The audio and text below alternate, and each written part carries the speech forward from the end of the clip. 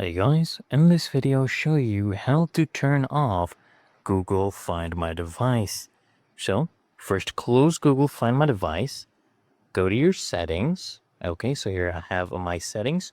I'll scroll down here, okay, all the way down to Google.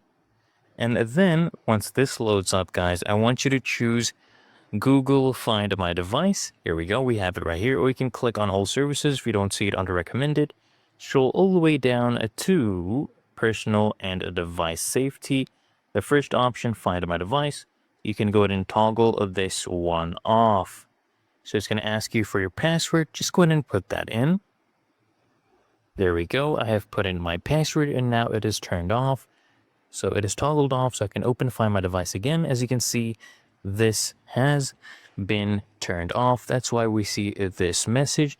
And if you want to turn it on, you can just click on that again and toggle this on. Really that easy and simple.